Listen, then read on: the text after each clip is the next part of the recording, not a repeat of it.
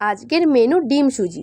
আমি পেঁয়াজ কাঁচা লঙ্কা কেটে রেখেছি, তেলের মধ্যে নুন দিয়ে ডিমটাকে ঝুড়ো ঝুড়ো করে ভেজে নেব।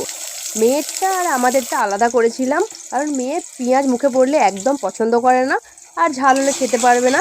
তাই তারটা করেছিলাম ডিম আর সুজি দিয়ে, আর আমাদেরটা বানিয়েছিলাম পেঁয়াজ কাঁচা লঙ্কা দিয়ে। এখানে ডিমটা ঝুড়ো ঝুড়ো করে ভেজে নিচ্ছি। ডিমটা ভাজার পর একটা থালায় তুলে নিয়েছি। তারপর কড়ার মধ্যে তেল দিয়ে সেখানে অল্প পরিমাণ নুন দিয়ে পেঁয়াজটা হালকা করে ভেজে নেব। পেঁয়াজটা খুব ভাজার দরকার নেই। আমার মেয়ে তখন খুব বিরক্ত করছিল, কড়াই জোর দিয়ে চলে গিয়েছিলাম, যার জন্য পেঁয়াজটা বেশি লাল লাল হয়ে গেছে। কিন্তু পেঁয়াজ এত লাল হবে না, হালকা ভাজা হবে। পেঁয়াজ ভাজার পর আমি এখানে তুলে রেখে দিলাম। তারপর কড়ার মধ্যে সুজিটাকে ভেজে নেব। সুজি অল্প ভাজলে হবে না, সুজিটাকে লাল লাল করে ভাজতে হবে, তবে তার টেস্ট আসবে। সাদা সাদা ভাজলে কিন্তু একদম হবে না। সুজিটা যখন লাল লাল করে ভাজা হয়ে গেল, তার মধ্যে নুন দিয়ে আমি জল ঢেলে দেবো। সুজিটা এখানে ফুটবে।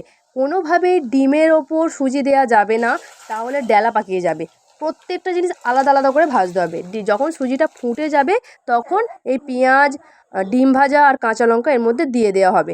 এই যে ফুটে গেল, কিছুক্ষণ ফুটে যাওয়ার পর দেখুন আমার ডিম সুজি একেবারে রেডি। মেয়েরটা পেঁয়াজ লঙ্কা ছাড়া, আমাদেরটা পেঁয়াজ লঙ্কা দিয়ে।